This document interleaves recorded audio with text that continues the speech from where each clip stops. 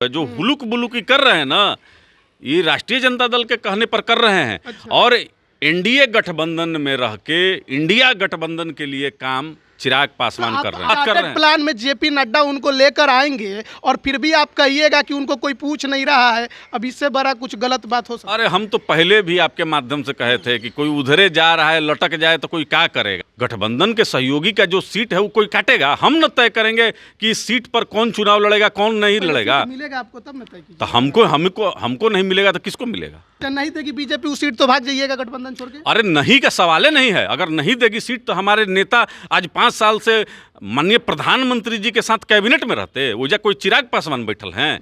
राजू जी उस काबिल थे, जी विधायक दल के नेता थे, मतलब उस काबिल थे वो कि उनको मंत्री बना दिया जाता। विधायक दल का नेता वो काबिल नहीं, मतलब वो काबिल नहीं। अगर देखिए, अगर उनमें काबिलियत रहती तो उस समय उनको मंत्री बनाया जाता। तो जब पार्टी का नेतृत्व करना हो सदन में और बिहार में, तब सबसे काबिल व्यक्ति को भेजा जाता है। तो आदरणीय सुनिए, अरे हारने के लिए तो नीतीश जी भी हारे हैं, काबिल नहीं है। हारने के लिए कौन नहीं हारा है? राजनीति में हारना और जीतना लगा हुआ रहता है। राजू तिवारी अपने चुनाव नहीं हारे हैं, पूछिए तो। बिल्कुल पिछला ही चुनाव। अरे राजू तिवारी जी तो कहीं अपना काम धंधा न करते थे जी, नौकरी चाकरी न करते थे। नेता कहिया के हैं? नेता हमारे आदरणीय पशुपति कुमार पारस जी ने इनको नेता बनाया। अच्छा। कि जाइए, गोविंदगंज में 4 लोग पहचानने लगा। नहीं तो कोई पूछता था बैठ जाएंगे हमारे साथ डिबेट में?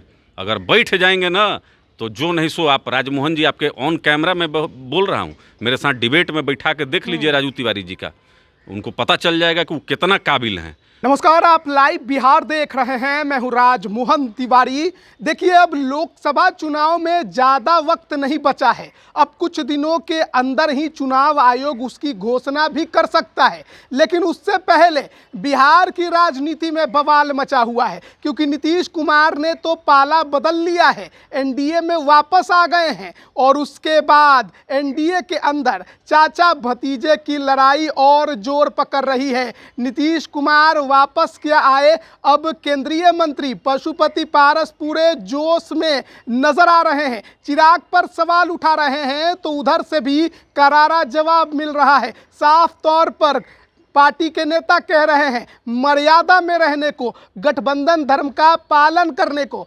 चाचा पारस को हिदायत दे रहे हैं। चिराग पर ज़्यादा मत बोलिए। अब इसी पर बात करेंगे। हमारे साथ रालोचपा के मुख्य प्रवक्ता चंदन सिंह जी हैं। अब देखिए, आप लोग मर्यादा में रहिए। बहुत ज़्यादा बोल दे रहे हैं चिराग पासवान पर, पार्टी के नेता बरस जा रहे हैं, गुस्सा जा रहे हैं।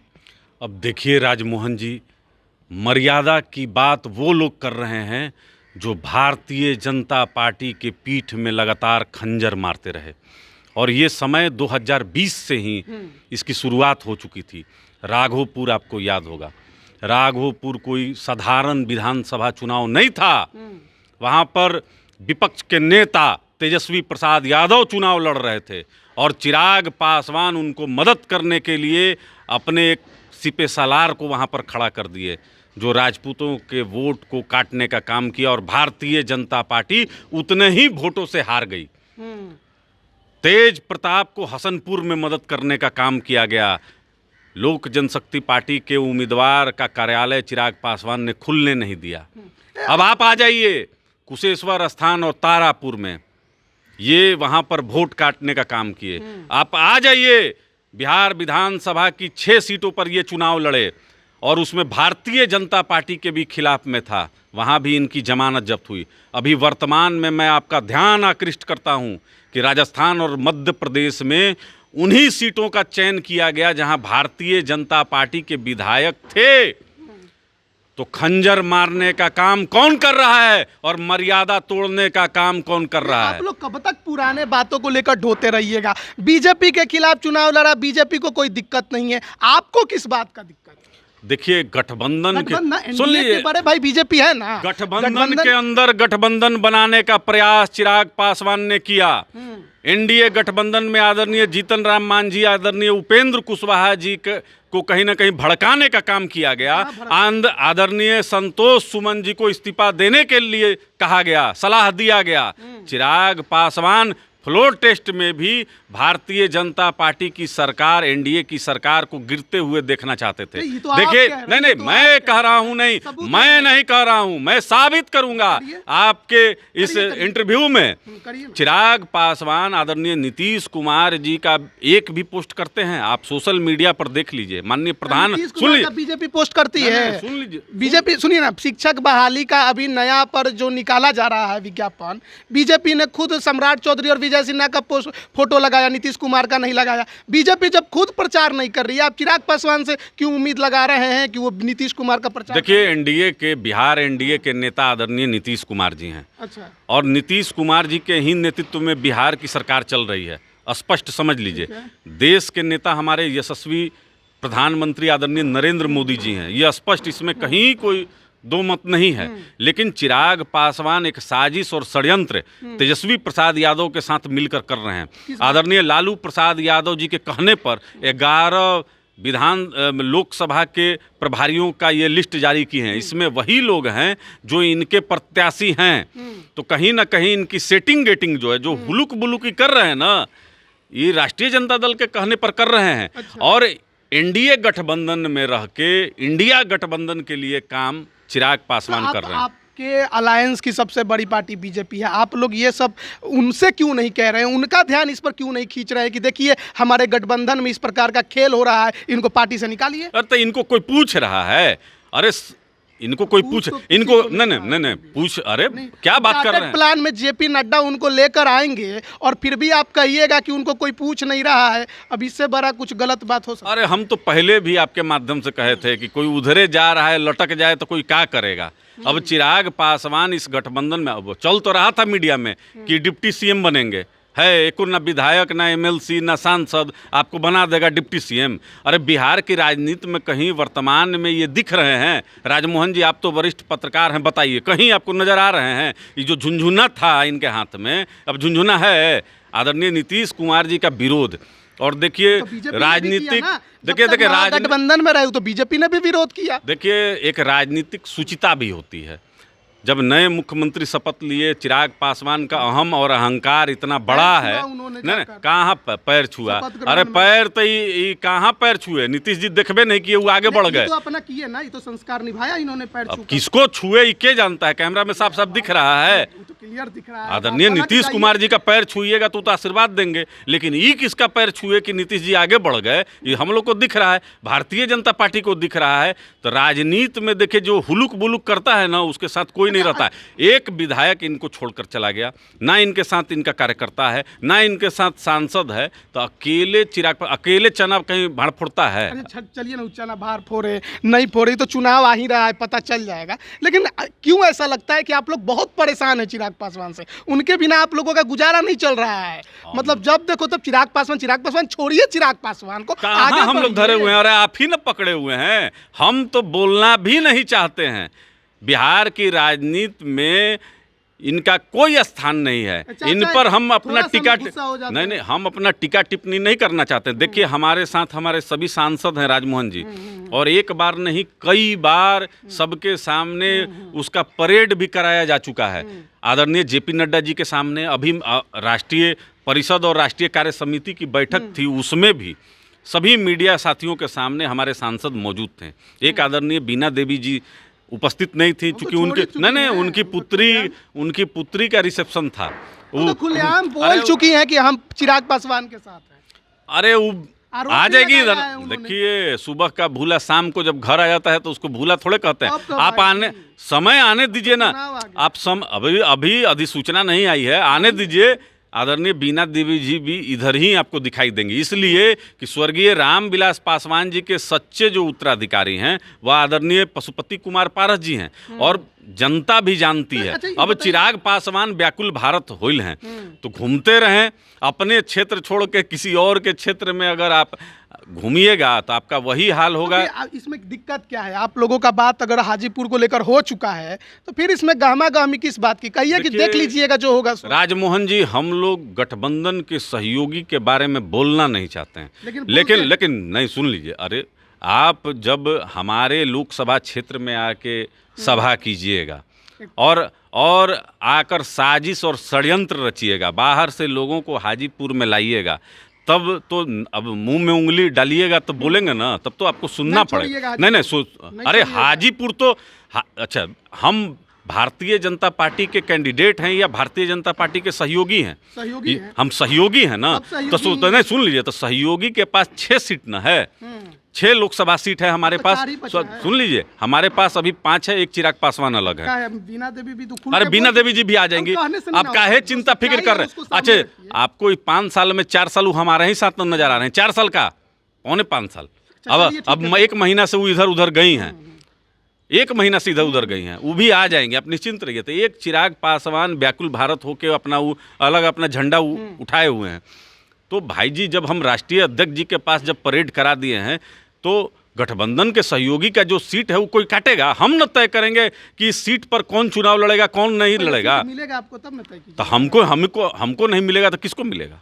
वही तो बीजेपी को तय करना है। तो बीजेपी कैसे तय करेगी? हम बीजेपी के कैंडिडेट नहीं ना। मिलेगा ये तो बीजेपी को ही तय करना है। अरे भाई जी, हम बीजेपी के, अब आप देखिए, अब आपकी ये आपका मूल्यांकन है। हम बीजेपी के सहयोगी हैं, प्रत्याशी नहीं है। नहीं देगी बीजेपी उस सीट तो भाग जाइएगा गठबंधन छोड़ के। अरे नहीं का सवाल नहीं है। अगर नहीं देगी सीट तो हमारे नेता आज 5 साल से माननीय प्रधानमंत्री जी के साथ कैबिनेट में रहते, वो जा कोई चिराग पासवान बैठल हैं? अरे चिराग पासवान एक साधारण मोटरसाइकिल को छुड़वा सकते हैं, उतना है उनमें। जब मंत्री का बात कर दिए तो प्रदेश अध्यक्ष लोजपा रामविलास के राजू तिवारी ने बड़ा आरोप लगाया है। कहा है 2017 में जब नीतीश कुमार महागठबंधन छोड़कर एनडीए में आए थे तो मंत्री बनने का उनका बारी था, लेकिन सदन का सदस्य नहीं थे पशुपति पारस, लेकिन नीतीश कुमार से साठगांठ करके मंत्री बन गए। अब यही तो बात है कि उनको गंभीरता पूर्वक चिंतन और मनन करना चाहिए कि राजू जी उस काबिल थे, जी विधायक दल के नेता थे, मतलब उस काबिल थे वो कि उनको मंत्री बना दिया जाता। विधायक दल का नेता वो काबिल नहीं, मतलब काबिल नहीं। अगर देखिए, अगर उनमें काबिलियत रहती तो उस समय उनको मंत्री बनाया जाता। तो जब पार्टी का नेतृत्व करना हो सदन में और बिहार में, तब सबसे काबिल व्यक्ति को भेजा जाता है। तो चुनाव हार चुके, नहीं सुनिए, अरे हारने के लिए तो नीतीश जी भी हारे हैं, काबिल नहीं है। हारने के लिए कौन नहीं हारा है? राजनीति में हारना और जीतना लगा हुआ रहता है। राजू तिवारी अपने चुनाव नहीं हारे हैं, पूछिए तो। बिल्कुल पिछला ही चुनाव। अरे राजू तिवारी जी तो कहीं अपना काम धंधा न करते थे जी, नौकरी चाकरी न करते थे, नेता कहिया के हैं। नेता हमारे आदरणीय पशुपति कुमार पारस जी ने इनको नेता बनाया। कि जाइए गोविंदगंज में 4 लोग पहचानने लगा, नहीं तो कोई पूछता था। अरे अब चिराग पासवान के प्रदेश अध्यक्ष हैं तो अपना नेतागिरी चमकाइए, लेकिन इनका इतना राजनीतिक वजूद और कद नहीं है कि आदरणीय पशुपति कुमार पारस जी के सामने भी खड़े हो जाएं। तो उस पार्टी में कोई वैसा पॉलिटिकल आदमी नहीं है। और हमारे नेता के पास तो जाएंगे लोग बहुत दूर में, अभी तो उनका सिपाही चंदन सिंह से तो पहले फरियाद लें। अरे हम ही से, अगर हम तो आपके चैनल के माध्यम से ललकारते हैं जी, कोई है बैठ जाए डिबेट में। आदरणीय राजू तिवारी जी हैं ना, बैठ जाएंगे हमारे साथ डिबेट में। अगर बैठ जाएंगे ना तो जो नहीं सो आप, राजमोहन जी आपके ऑन कैमरा में बोल रहा हूँ, मेरे साथ डिबेट में बैठा के देख लीजिए राजू तिवारी जी का, उनको पता चल जाएगा कि वो कितना काबिल हैं। तो खाली छछलोली बतियाने से नहीं होगा। देखिए 77 से आदरणीय पशुपति कुमार पारस जी राजनीति में हैं, 8 बार के विधायक हैं, सांसद रहे हैं, एमएलसी रहे हैं। और स्वर्गीय रामविलास पासवान जी अपने जीवित रहते अपना राजनीतिक उत्तराधिकारी हमारे नेता और मेरे अभिमान आदरणीय पशुपति कुमार पारस जी को हाजीपुर सौंप के गए थे।